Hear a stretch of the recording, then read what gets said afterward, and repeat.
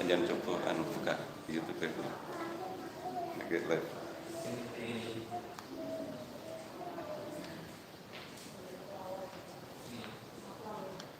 Itu tuh. Itu tuh. Nomor TV. Itu tuh.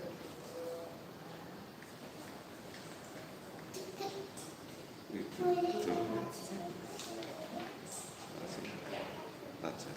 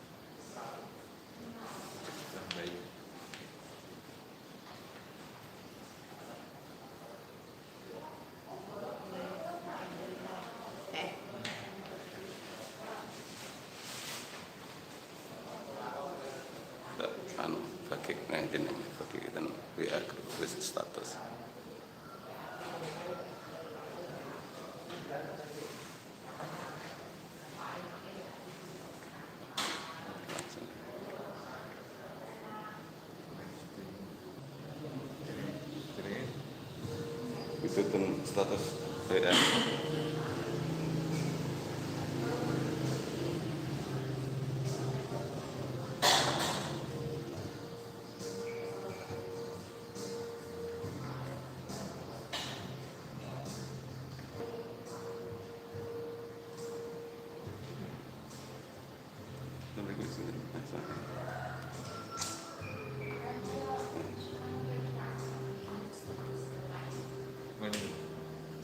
Status gitu. Status juga.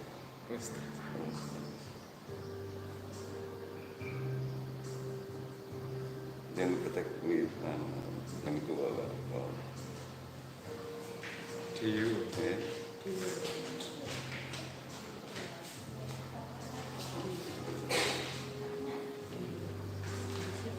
Tertutup mungkin ini. Aktif nol.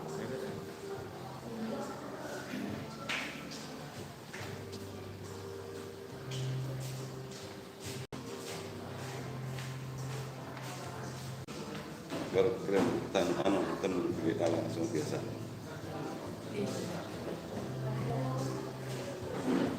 Atau sekali pada masanya belum di set nama saya kan. Oh ini. Ini sudah bisa masuk.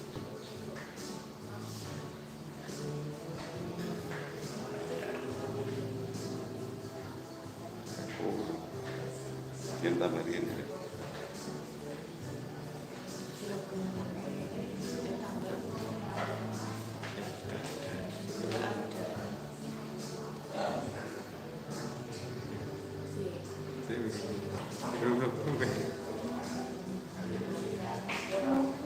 Ini tak Ini kan bacaan di sini untuk semua ini.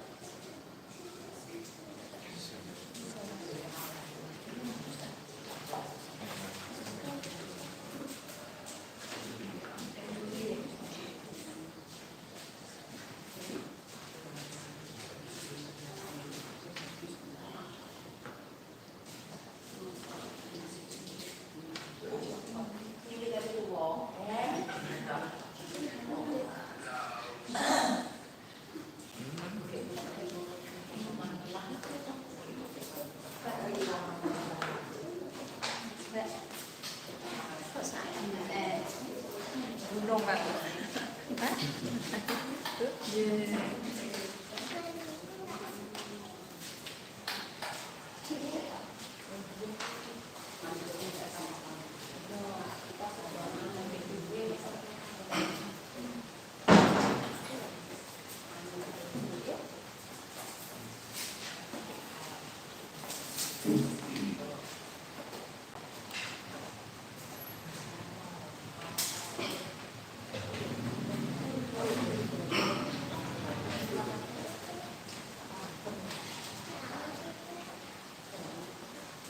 Selamat pagi Bapak Ibu. Pagi.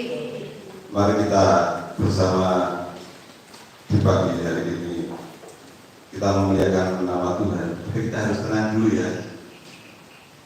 Inilah pujian yang membuka untuk pagi hari ini. Tenang, Bapak kau mendengar seruan hatiku. Tak pernah kau lepaskan dari kekasihmu.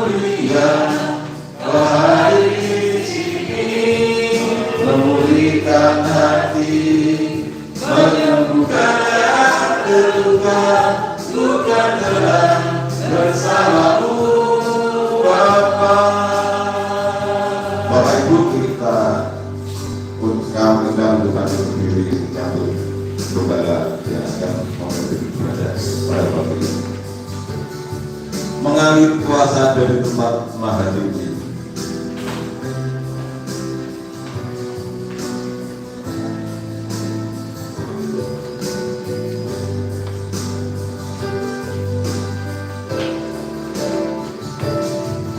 Mengalir kuasa dari tempat maha tinggi.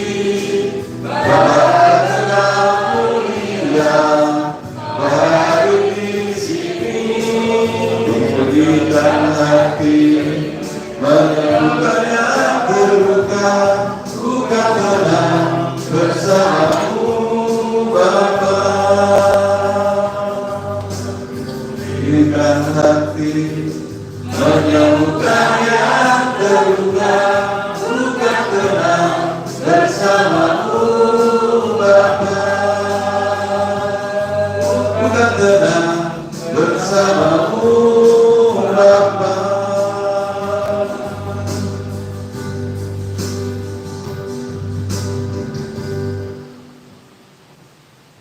Marilah kita menghadap Tuhan Allah kita pada masa raya Prapaskah ini. Kita sambut kehadiran Kristus sebagai anak domba Allah, menyucikan kehidupan kita, dan marilah dalam hati kita masing-masing mengucapkan demikian. Pertolongan kita adalah dalam nama Allah yang menjadikan langit dan bumi, yang oleh kesetiaannya tidak pernah meninggalkan buah perbuatan tangannya.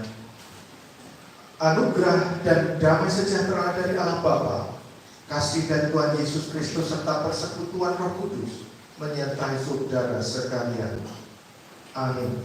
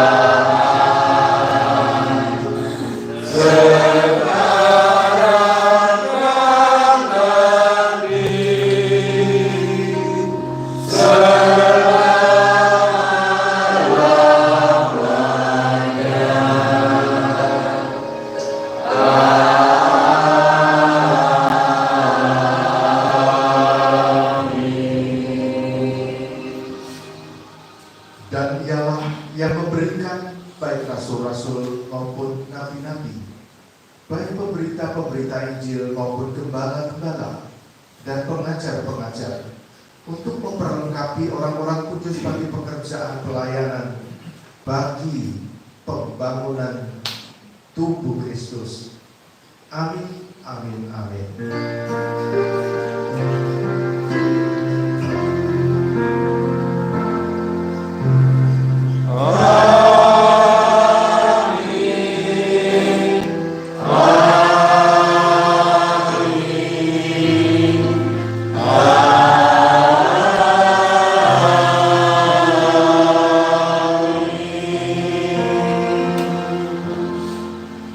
Mari kita berikan salam kepada kanan kita.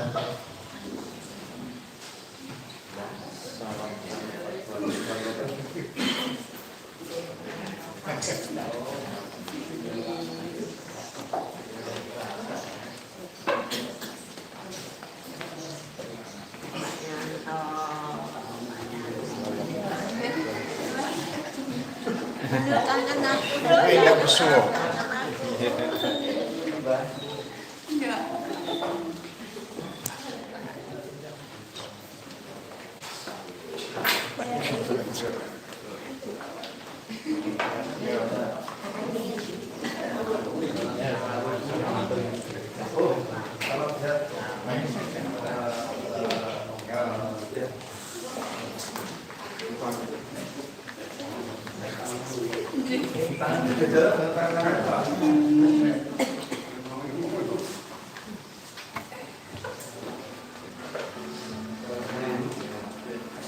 Kita bersyukur anugerah Tuhan.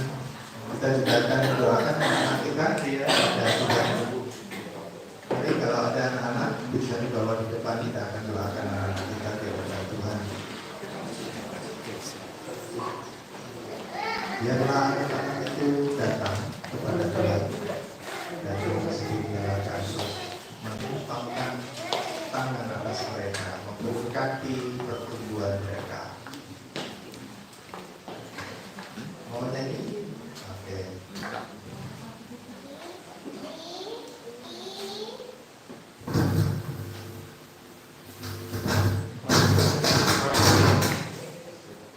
Pinggir deh.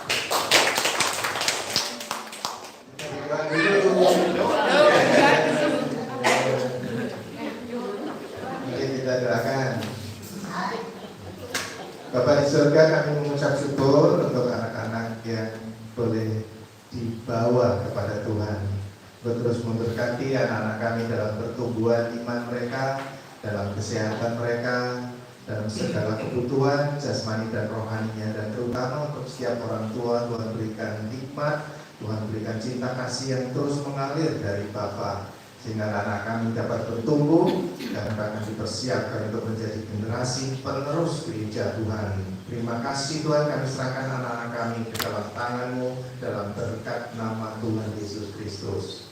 Amin.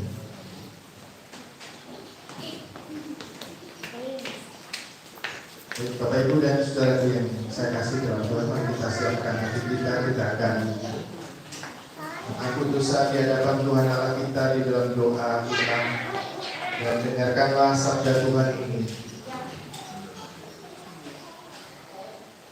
Jadi kami ini adalah utusan-utusan Kristus, seakan-akan Allah menasihati kamu dengan perantaraan kami.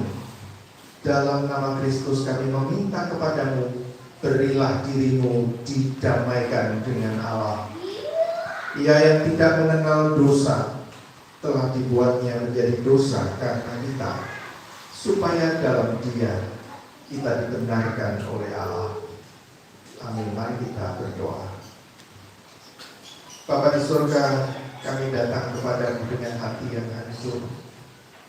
Kami menyadari betapa kehidupan kami, baik dalam pikiran-pikiran kami, dalam hati kami, dalam tindak tanduk tingkah laku kami, tidak berkenan kepadamu, karena kami lebih tertarik kepada dunia, kami lebih tertarik kepada hawa nafsu, dan bahkan yang seharusnya menjadi bagian dan panggilan kami menjadi garam, menjadi terang dan saksi-Mu, seringkali menjadi pudar dalam perjalanan kami. Tuhan, kasihanilah kami, basuhlah pikiran kami dengan darah-Mu, hati kami Tuhan, Tuhan basuh, perilaku dan kehidupan kami Tuhan bawa kepada arah langkah terang dan firman-Mu, dan oleh Roh-Mu yang kudus. Tuhan, kami mengakui bahwa kami orang berdosa, tetapi kami juga bersyukur karena Tuhan, Gembala kami Yesus Kristus telah berkenan datang ke dalam dunia menjadi juru selamat kami, menjadi anak domba Allah yang mengangkut dosa dunia dan dosa-dosa kami. Terima kasih Tuhan, Engkau begitu baik dan sempurna bagi kami. Kami percaya Tuhan, seperti janji dalam firman-Mu, jika kami mengaku dosa kami, maka Engkau adalah setia dan adil, dan Engkau akan menyucikan kami semua dari segala kejahatan.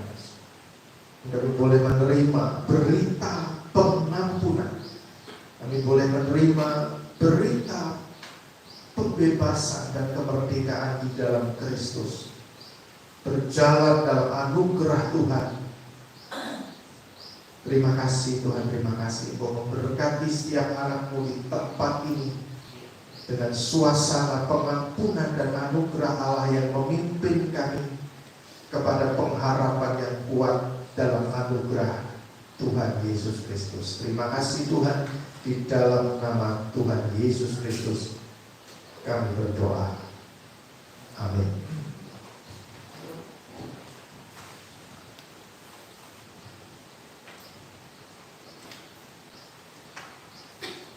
Terima kasih.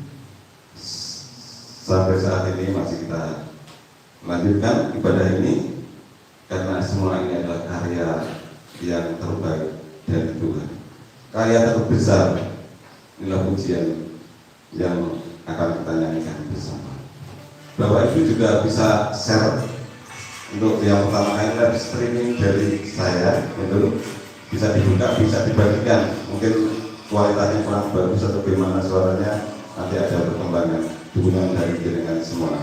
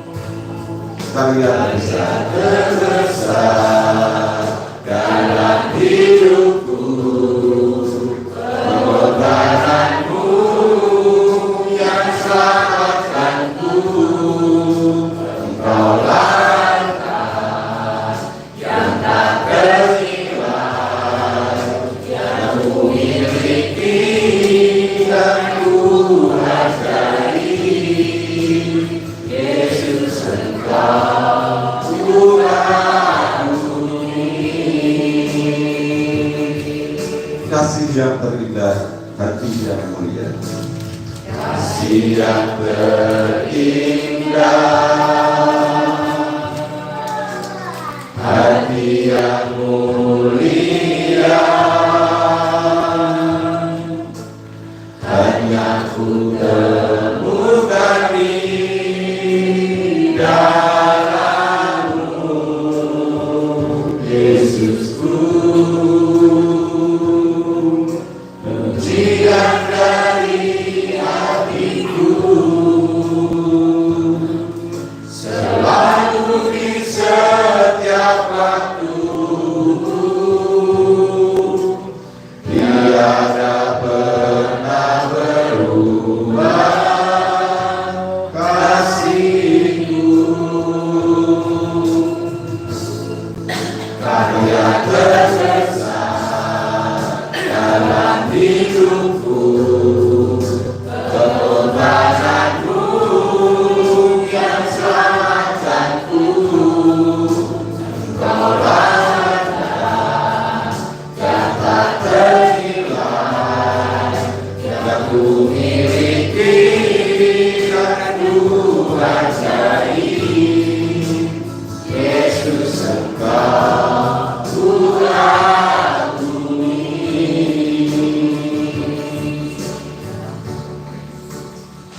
Bapak Ibu, kami undang untuk bangkit berdiri karena mungkin lagu yang pertama ada di sini di versi 35 aja. Kita nanti bisa bergerak, bertepuk tangan, kita semua bisa menggandul Gusti.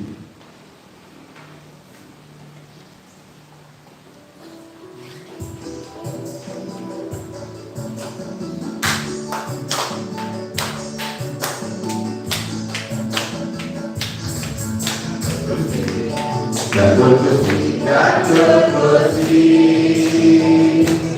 saben dina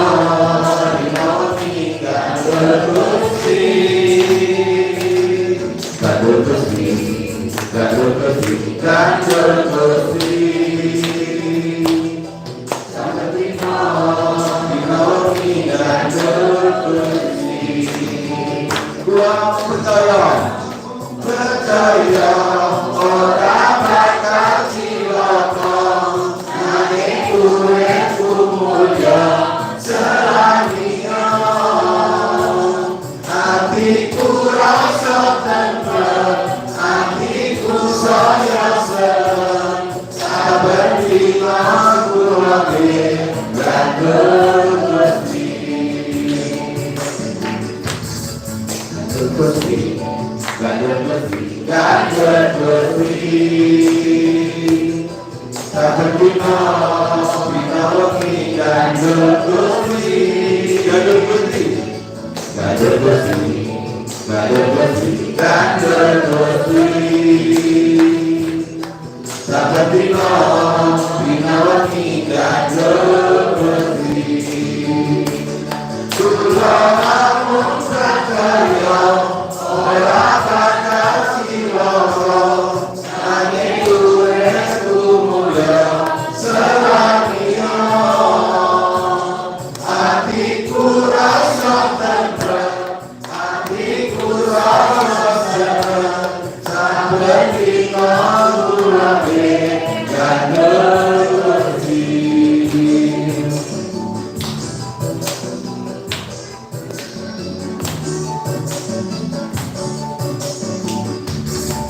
Gandul Gusti, gandul Gusti, gandul Gusti. Saben dina wengi gandul Gusti, gandul Gusti, gandul Gusti, gandul Gusti. Saben dina wengi gandul Gusti.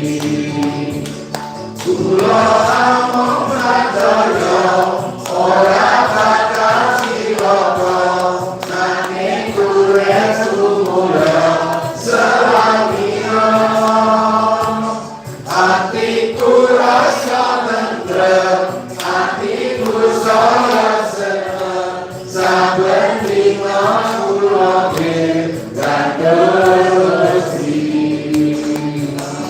betina aku lahir Kanjeng Gusti, Kanjeng betina aku lahir Kanjeng Gusti. Bapak Ibu, kami persilakan duduk kembali.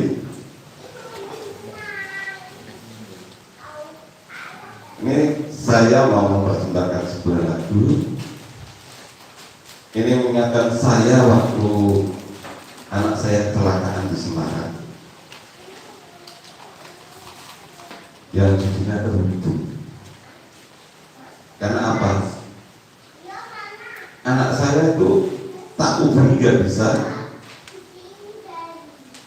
Dan posisinya waktu itu saya mau sepeda motor kayak GPS, kok sepedanya di sini, kalau tak telepon bilangnya di kos. Karena saya tidak dihati kok anakku ini ada apa. Saya berusaha menghubungi, mencari. Akhirnya dia juga ngomong, Pak, tadi saya tabrakan gini. Ini juga mungkin bisa terjadi pada kita semua. Hubungan itu kami harapkan bukan dengan anak, bukan dengan istri, tapi dengan saudara, lebih-lebih juga saudara seiman, bisa terhubung. Yang utama adalah terhubung dengan Tuhan. Monggo Mas.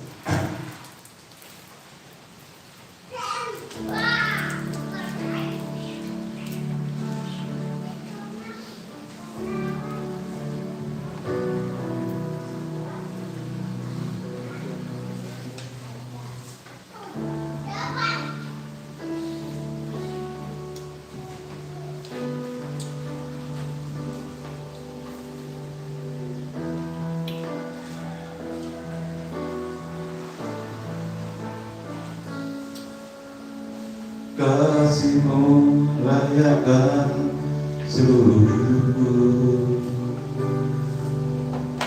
Bukan ku melakukan yang Kau inginkan, tak bisa ku terlepas.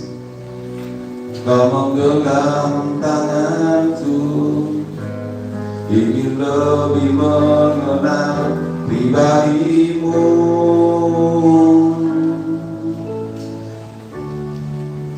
Ku terhubung denganmu, selalu melekat di hati-Mu. Firman-Mu itulah dasar hidupku, yang berdaulat atasku.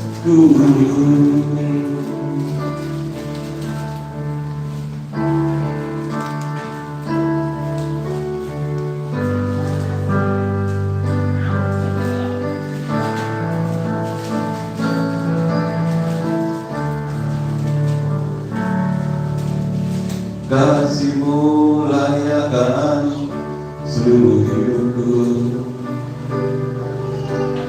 bukan ku melakukan yang Kau inginkan,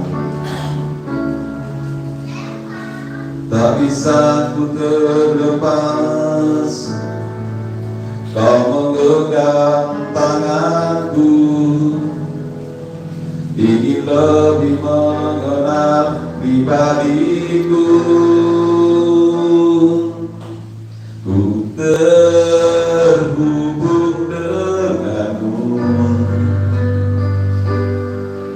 selalu melekat di hatiku.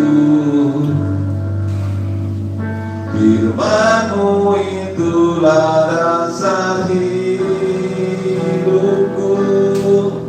yang berdaulat atas.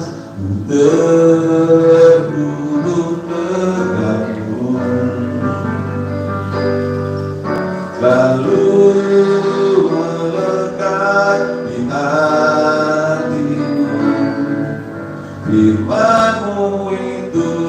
dasar hidupku yang berdaulat atasku.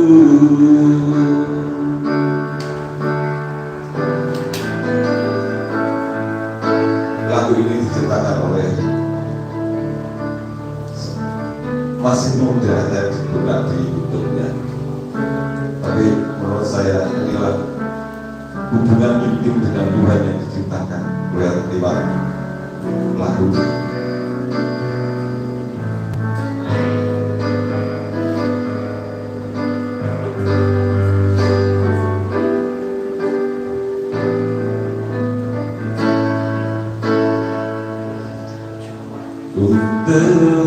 Terhubung denganmu, selalu melekat di hatimu.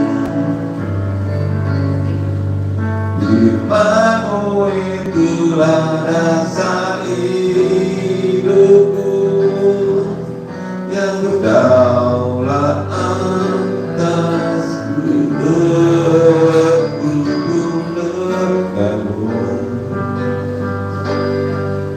Selalu melekat di hatimu.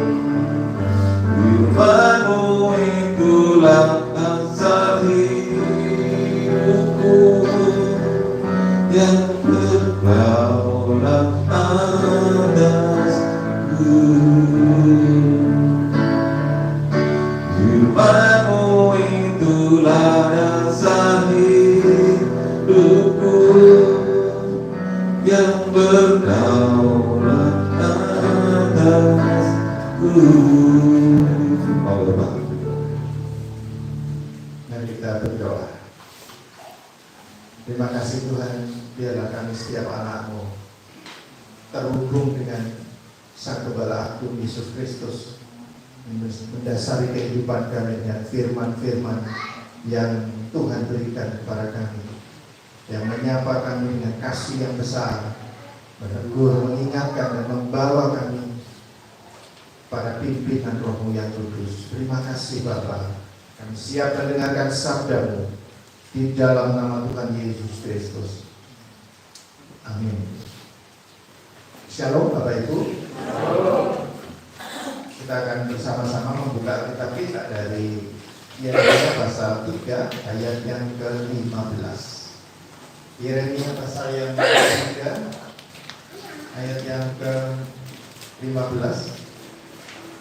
Demikianlah bunyi firman Tuhan. Yeremia 3 ayat 15.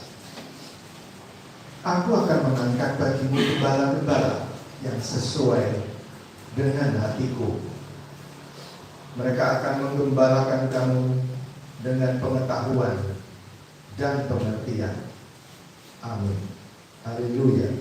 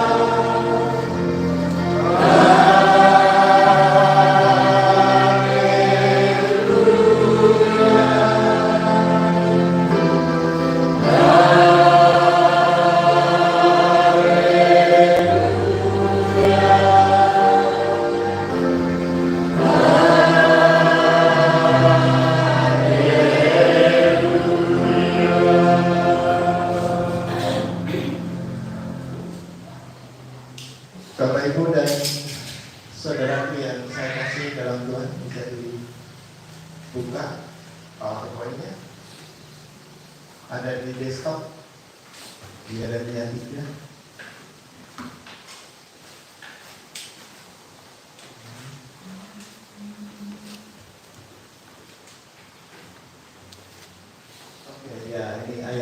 firman Tuhan yang kita baca.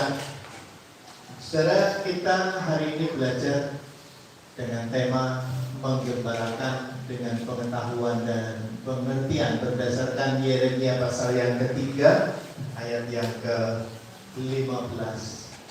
Sebelumnya kita tentunya bisa melihat latar belakang dari Yeremia sendiri dalam pelayanannya ya. Dia melayani, pelayanannya istimewa sekitar 40 tahunan. Dan pada waktu itu memang waktu yang sangat kritis begitu. Suasananya benar-benar suasana kerusakan, kehilangan dan kehancuran. Karena Yeremia melihat kehancuran dari Israel yang ada di bagian utara yang dihancurkan oleh Asyur, dan sekaligus juga melihat masa-masa di mana Yerusalem, Yehuda yang akhirnya dibuang ke Babel selama 70 tahun. Dan ini adalah masa yang paling krusial bagi umat Israel yang sebenarnya Allah selalu menunjukkan perhatian, menunjukkan kasih-Nya, penggembalaannya, dan selalu menegur, selalu mengingatkan untuk umat ini. Tetapi sudah terbukti bahwa yang di sebelah utara pun sama sekali tidak ada raja yang baik dan mereka hancur. Tetapi di bagian selatan pun pada akhirnya pesan-pesan pertobatan yang disampaikan oleh Yeremia juga tidak dihiraukan di kemudian. Nah, saudara, pelayanan dari Yeremia cukup panjang karena ada raja-raja yang kita sebut di sini, ada Yosia, ada Yoas, ada Yoyakim, ada Yoyakin dan Sedekia. Jadi 5 raja dalam pelayanannya cukup panjang. Raja-raja ini semua ditegur, diingatkan kalau mereka mau bertobat. Dan tentu dari pasal yang ketiga ini ya, kita lihat ya, pasal ini adalah nubuatan Yeremia khususnya pada masa awal pemerintahan Raja Yosia di sini, yang sedang mencoba mereformasi kehidupan umat Yehuda. Tapi masalahnya sebenarnya mereka itu gitu, pada masa Yosia itu berhala semua disingkirkan, dan masalahnya umat tidak sungguh-sungguh. Ada masalah yang cukup serius ya, karena reformasinya terjadi di kulit luar. Yosia sungguh-sungguh melayani Tuhan dan benar di mata Tuhan, tetapi umat tidak mengikutinya dengan baik sehingga bermasalah di sini. Apa masalahnya? Digambarkan seperti ketidaksetiaan suami istri. Kita lihat pada zaman itu umat Allah digambarkan seperti istri yang tidak setia. Kalau kita baca di ayat 1 sampai ayat yang ke-5, bangsa Israel dan Yehuda telah berzina secara rohani, menyembah Allah lain dan tidak setia kepada Tuhan.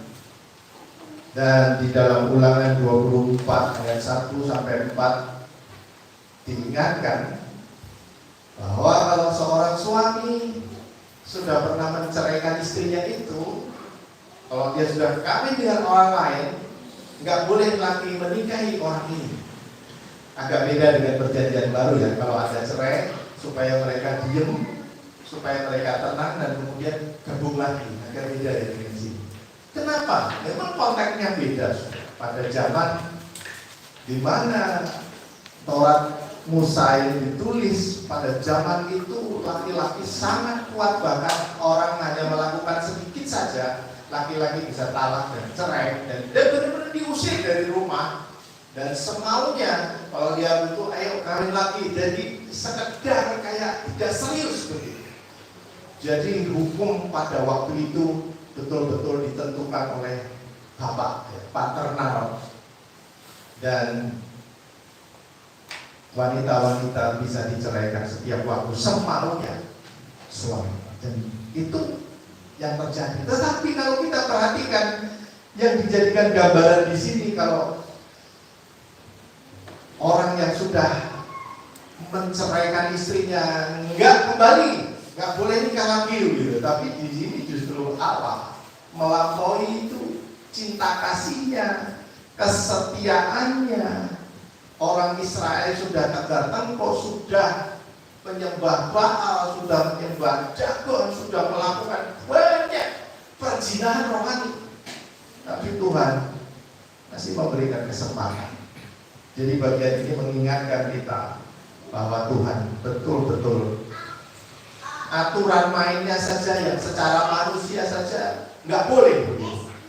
Tapi Tuhan saking kasihnya kepada umat Israel, umat Allah ini, Dia masih terus memberi kesempatan. Dia masih terus memperingatkan. Dia masih terus menegur dan berharap umat ini kembali. Kita diperlihatkan tentang perbandingan di utara dan selatan, karena Yeremia memang melihat itu. Dari ayat 6 sampai ayat 11, Israel utara ini sudah jatuh dan dibuang ke Asyur. Yehuda melihat itu, tahu kehancuran itu terjadi karena kesesatan mereka. Tidak ada satupun raja yang baik di mata Tuhan di kerajaan utara, dan semuanya melakukan penyembahan berhala, dan mereka dihancurkan oleh Asyur. Tapi masalahnya, walaupun ada kejadian seperti itu, people has never learn. Orang itu gak mau belajar. Kejadian-kejadian, peristiwa-peristiwa, semua terjadi kayak biasa. Kalau ada musibah, kalau ada kecelakaan, kalau ada bencana, semua biasa saja. People is never learn. Orang gak pernah mau belajar. Dan itu yang terjadi pada umat Allah. Yehuda tetap melakukan yang jahat juga. Peringatan, misalnya udah dihancurkan tuh, kalau kamu gak bertobat.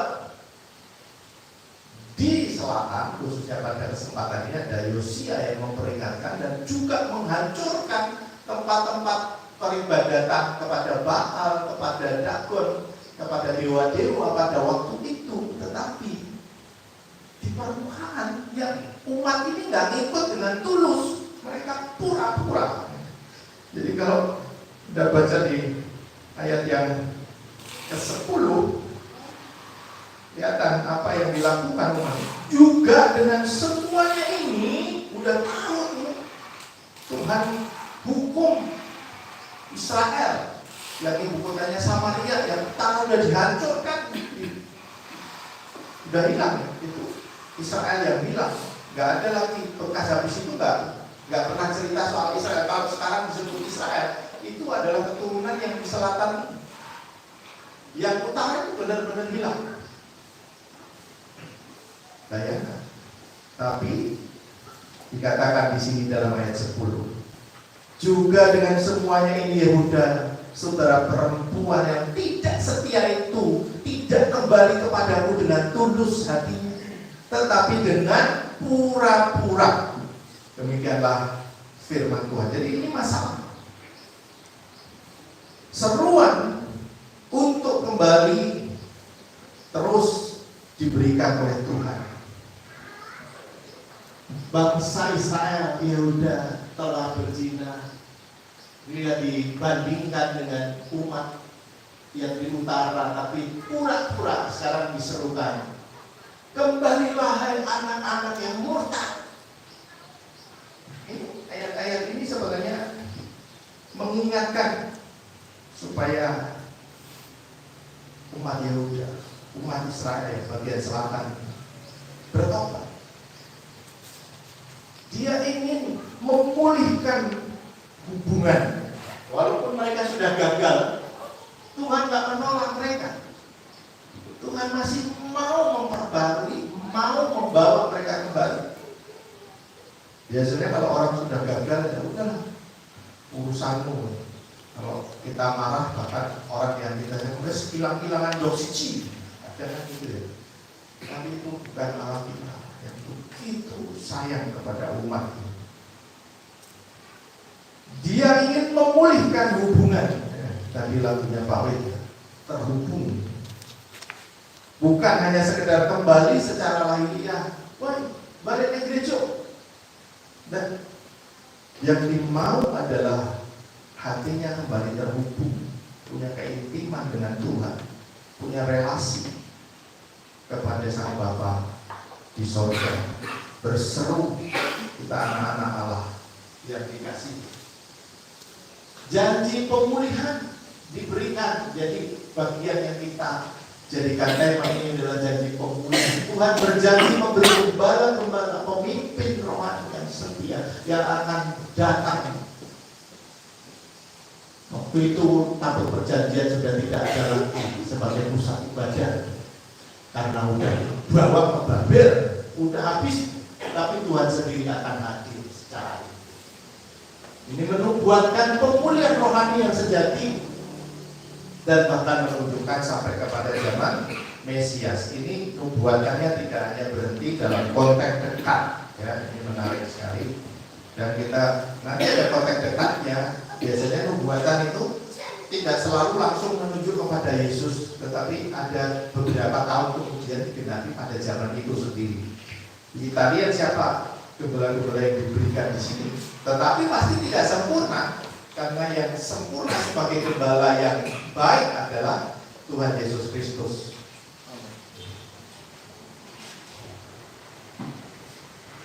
Kita perhatikan tanggapan ideal dari umat ya. Pasal ini sebenarnya ditutup dengan semacam pengakuan dosa dari umat.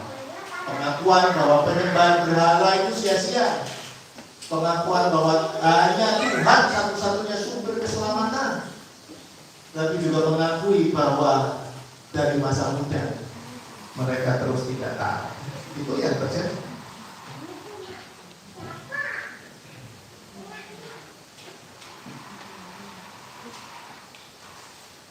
Luar biasa, Tuhan tetap rindu menerima kita kembali. Tidak peduli seberapa jauh kita jatuh.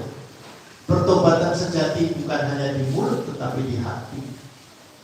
Tuhan ingin memulihkan umatnya bukan sekedar masalah aturan, tetapi masalah intim kembali dengan Dia. Jangan sampai yang terjadi justru munafik, dalam arti cuma ibadah yang di luar itu berbahaya. Dan saudara, ini kata yang sangat menarik ya. Vedatati lahem, aku akan memberikan kepada kalian rohin galidi, gembala-gembala ya. Rohi itu kan gembala, tapi kalau rohi jamak langit sama him, pokoknya pakai intim itu jamak. Elohim itu jamak. Gembala-gembala yang sesuai dengan hatiku. Firausakan, mereka akan menggembalakan Dea Vihashe dengan pengetahuan dan pengertian. Ini adalah ayat kita.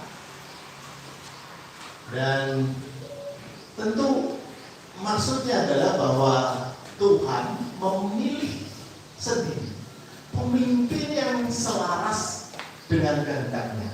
Ini yang dicari oleh Tuhan.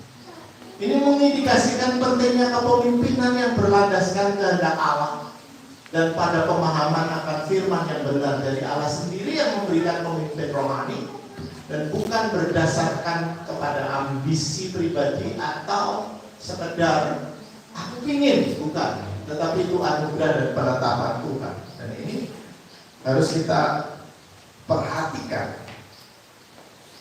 Kita selalu berharap ya gereja Tuhan terus diberikan pemimpin-pemimpin yang mengasihi Tuhan ya.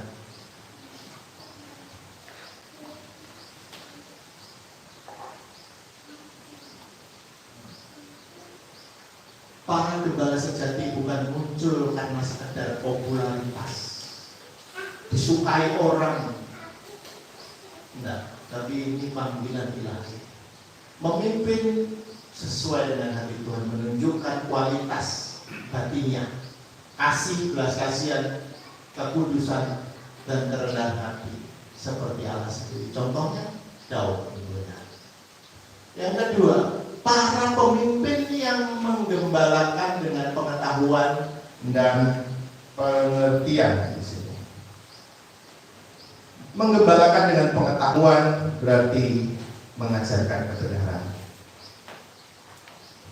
Dalami firman dengan sungguh-sungguh, menggumulinya, dan itulah pengetahuan yang benar tentang kebenaran itu sendiri. Dan Yesus adalah kebenaran. Dia adalah firman yang hidup. Maka setiap pemimpin rohani tidak hanya bertumpu pada kata-kata, tetapi bertumpu pada firman yang hidup dengan hubungan dengan Yesus sebagai sang sabda yang hidup. Maka kita menyampaikan kebenaran itu, karena kebenaran adalah Yesus itu sendiri. Akulah jalan dan kebenaran dan hidup.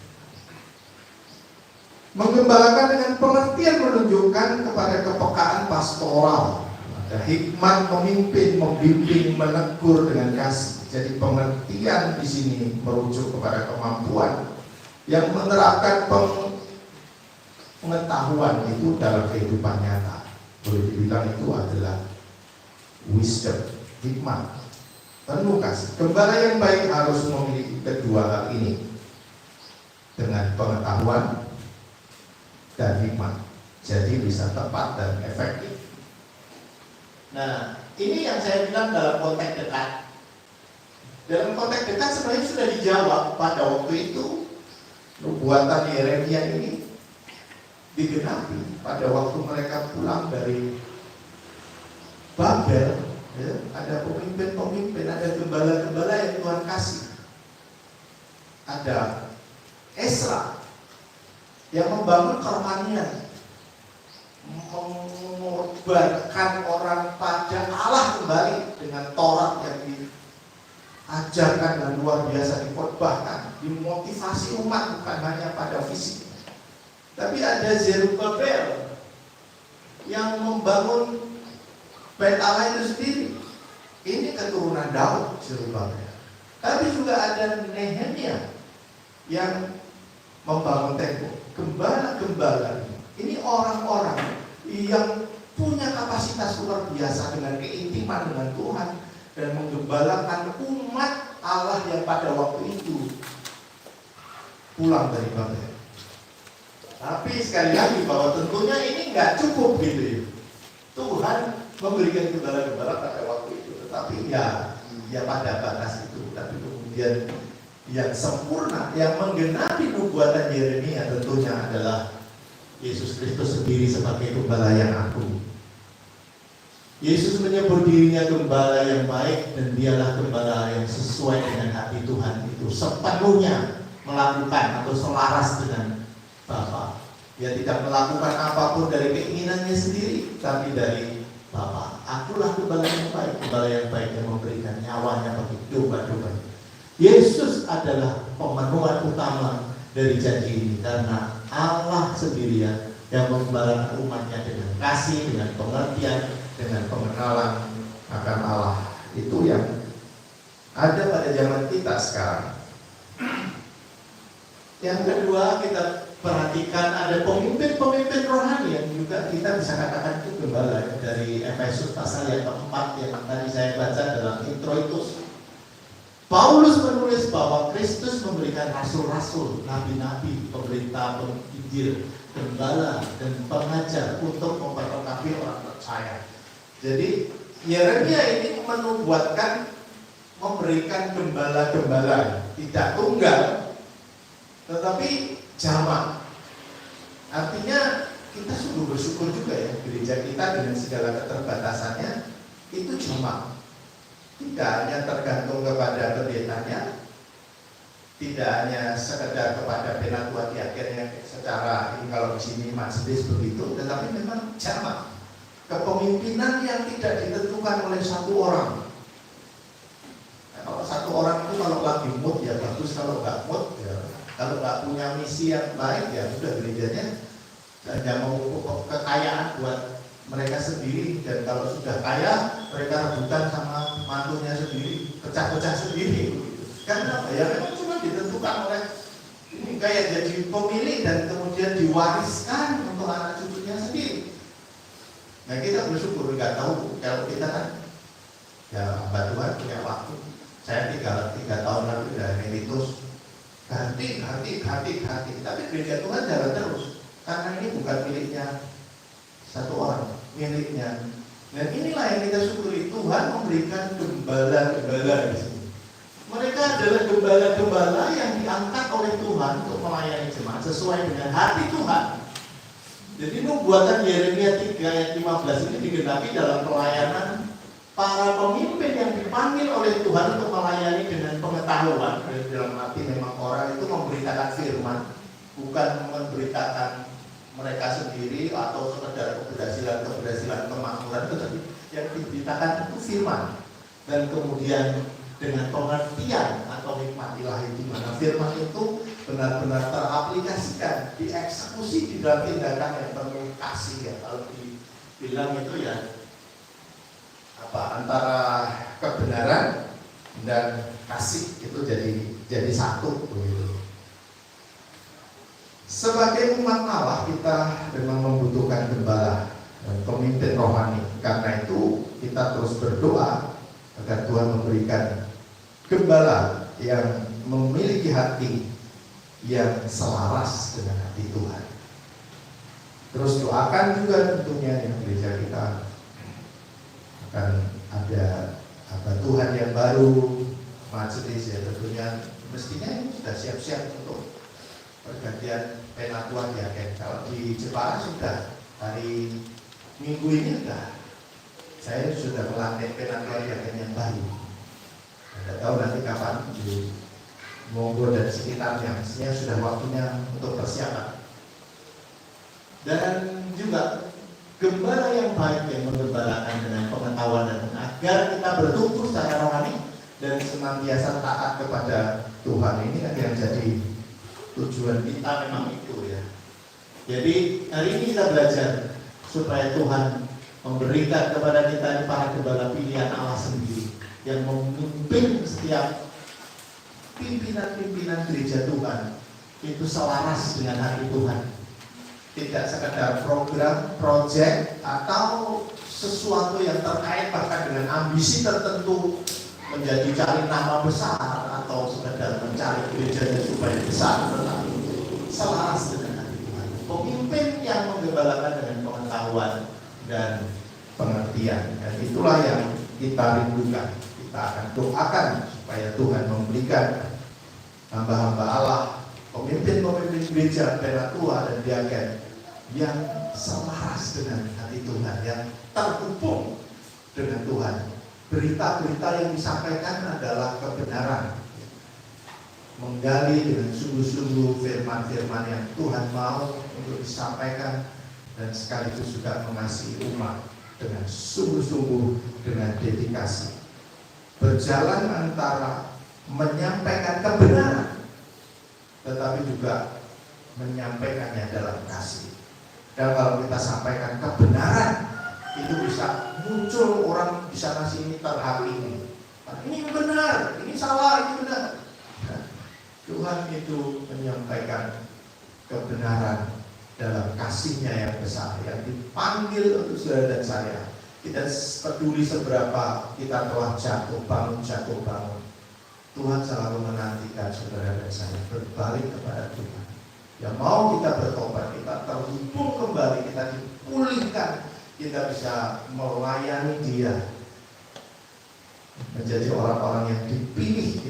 Kalau tentunya selain orang-orang yang dipilih Tuhan secara umum menjadi penatua diaken, gembala-gembala di sini bisa jadi maksudnya juga adalah setiap anak-anak Allah yang hidupnya sudah dipimpin oleh Roh Kudus. Mereka adalah gembala-gembala. Yang orang tua menggembalakan anak, suami menggembalakan istri, menggembalakan apa yang ada pada kita. Kalau kita jadi atasan, di bawah kita ini juga digembalakan. Dan kiranya itu menyemangati kita semua pada panggilan saudara dan saya menjadi roim, ya, roim, gembala kecil, tapi fungsi saudara dan saya bisa mengawasi, bisa menyampaikan apa yang menjadi kebutuhan umat untuk terhubung dengan Tuhan. Amin. Kita berdoa. Bapa di surga, kami sungguh mengucap syukur Engkau mengingatkan kami akan betapa pentingnya kami memiliki pemimpin-pemimpin rohani, dan kami telah diberi contoh yang sempurna dari Tuhan, Gembala Agung yang mengorbankan dirimu untuk keselamatan kami. Bahkan Engkau juga menghendaki setiap kami anak-anakmu hidup selaras dengan panggilanmu, menjadi pemimpin-pemimpin rohani dari setiap yang Tuhan percayakan di sekitar kami, bukan berdasarkan ambisi kami, tetapi sungguh-sungguh ingin selaras dengan hati Tuhan, ingin memperkenan kepada hati Tuhan. Terima kasih Tuhan, Kau memberkati setiap anakmu, dan Kau memberikan pemimpin-pemimpin rohani di gereja kami. Nah, kami juga doakan supaya ada gembala jemaat yang dipersiapkan untuk gereja ini. Tuhan berikan yang tepat, yang menjadi pilihan Tuhan di hidup kita. Terima kasih Tuhan, Kau memberkati setiap kami anak-anakmu dalam pergumulan, dalam pertumbuhan iman, masalah-masalah hubungan kami dengan Tuhan yang seringkali kami abaikan. Tuhan, kasihanilah kami. Tuhan, tolong kami supaya kami mengutamakan Engkau, mengutamakan kerajaan Allah dan kebenaran. Tuhan, berkati setiap anak-anak terus bertumbuh berakar dalam Kristus. Tuhan, terus memberkati juga setiap usaha pekerjaan dan setiap aktivitas kami untuk mencukupi segala kebutuhan dalam rumah tangga. Tuhan, memberkati mereka yang bekerja, mereka yang masih studi. Engkau terus memberkati baik dalam pergumulan-pergumulan melawan sakit penyakit, pergumulan-pergumulan ekonomi, pergumulan-pergumulan hubungan rumah tangga. Semuanya Tuhan, Engkau hadir di tengah-tengah kami dan memberkati. Kami juga mendoakan untuk bangsa dan negara kami. Tuhan terus menolong, memberkati para pemimpin bangsa supaya bisa mengatur, mengelola negeri kami ini lebih baik lagi di tengah-tengah goncangan perang ekonomi, perang tarif, suasana yang membuat seluruh dunia digoncangkan oleh berbagai hal yang tidak menentu. Biarlah kami dilawan oleh Tuhan, ditolak dan ditopang oleh Tuhan, dan kami juga menyerahkan khususnya untuk Jepara sendiri. Tuhan, Kau berkati para pemimpin kami di kota ini, bupati, wakil bupati, DPR, penegak-penegak hukum yang lain, tingkat RT sekalipun, dan jadikan kami anak-anak terus menjadi terang, menjadi garam, menjadi saksi. Terima kasih Tuhan, terima kasih. Kami serahkan doa-doa kami kepada Tuhan Yesus yang mengajar kami doa. Bapa kami yang di surga, dikuduskanlah namamu, datanglah kerajaan, jadilah kehendakmu seperti di surga. Bila kami hari ini makan kami yang sesungguhnya, dan ampunilah kami akan kesalahan kami, seperti kami juga mengampuni orang yang bersalah. Dan janganlah bawa kami dalam pencobaan, tapi lepaskan kami dari yang jahat. Karena Engkau yang punya kerajaan dan kuasa dan kemuliaan sampai selama-lamanya. Amin. Diberikan kepada pengurus.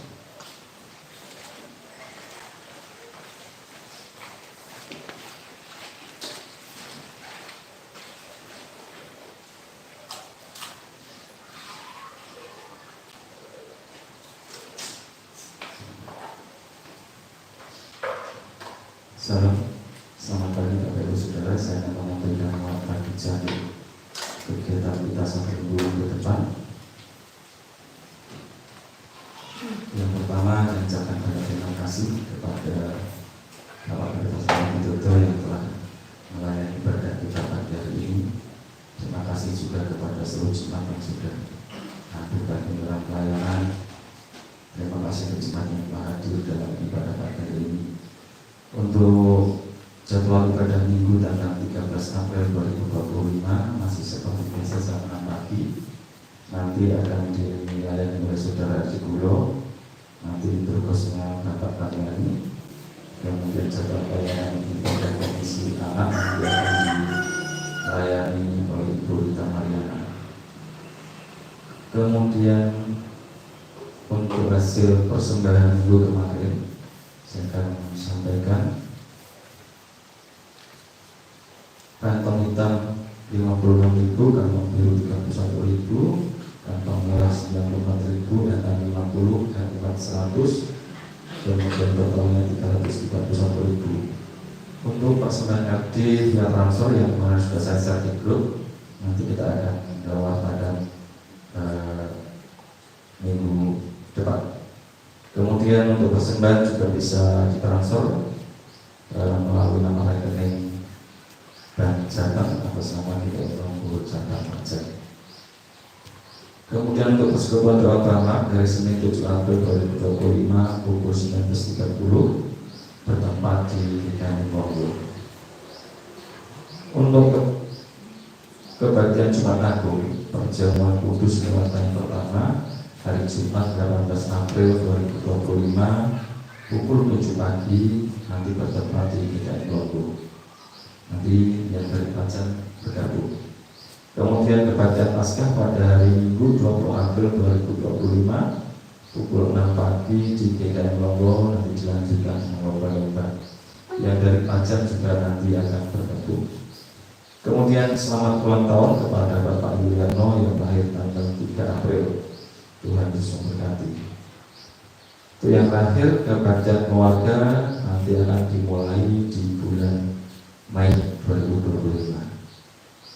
Bapak Saudara, saya akan menyampaikan laporan keuangan untuk bulan Maret 2025 seperti yang di depan Bapak Saudara. Yang tidak kebagian bisa dilihat di grup, tadi sudah saya share. Untuk sisa kas bulan Februari 2025 itu kemarin 1.467.343 rupiah. Kemudian ada pemasukan, terima kasih yang sudah juga via transfer. Kemudian ada juga dari Bapak Heri Peti karena kemarin Bu Pakmi meninggal, kemudian keluarga ambil Peti, kemudian ada persembahan masuk ke sini 100.000. Juga untuk pengeluarannya ada diakonia lansia untuk persembahan kasih korban karena kemarin sampai minggu kelima, jadi totalnya 1.500. Kemudian juga yang lainnya. Kemudian saya akan menjelaskan untuk poin 21 dan 22 Bapak Saudara. Jadi kemarin sebelum Lebaran itu saya sama sekalian ambil uang di Bank Jateng transferan dari persembahan yang masuk. Jadi administrasi bank Agustus 2024 sampai Maret 2025 kan terakhir yang kita ambil itu bulan Juli 2024 itu sebesar 40.000, sedangkan bunga bank Agustus 2024 sampai Maret 2025 itu 3.261 rupiah. Om, jadi, maaf ya, untuk bunga bank itu maksudnya pemasukan malah ke pengeluaran. Maaf, nanti kita beberapa tidak berasa pemasukan. Jadi nanti kita akan revisi. Jadi Bapak Ibu Saudara, mohon pengertiannya, meskipun administrasi banknya lebih besar dari bunga bank, tapi ini tetap kita mendapat banyak keuntungan dengan adanya nomor rekening tersebut. Jadi mohon untuk tidak menanggapi kalau ada nomor rekening malah kita pengeluarannya jadi bertambah. Tidak demikian Bapak Ibu Saudara. Kita juga mendapatkan banyak keuntungan. Demikian, terima kasih koreksinya. Jadi nanti akan saya pindah ke pemasukan. Ya. Demikian Bapak Ibu Saudara. saudara, apa gereja yang bisa saya sampaikan, kurang lebihnya saya mohon maaf dan waktu saya kembalikan. Terima kasih.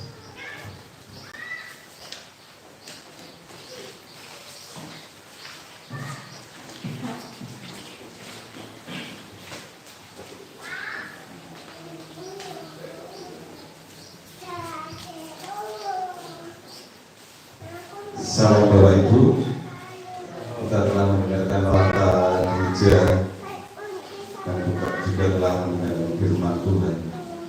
Kita seharusnya ada damai dalam hati kita karena ada hubungan dengan Tuhan.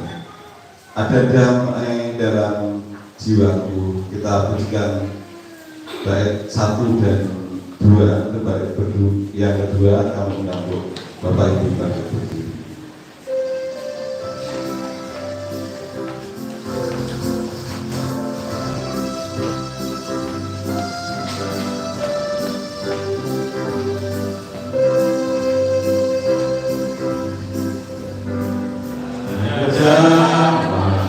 Dalam jiwaku aku bersuka cita, rasa syukur penuhi hati, ku bisa makannya. Ada damai pujianku, ada damai dalam jiwaku, karena darah Yesus telah menyucikan dari damai hati. Bapak Ibu kamu kami berdiri. Menyanyi dalam jiwaku, karena Tuhanku dekat. Damainya dari hatiku, penuh kasih sayang. Ada damai pujian Tuhan, ada damai dalam jiwaku, karena darah Yesus telah menyucikan jadi damai hatiku.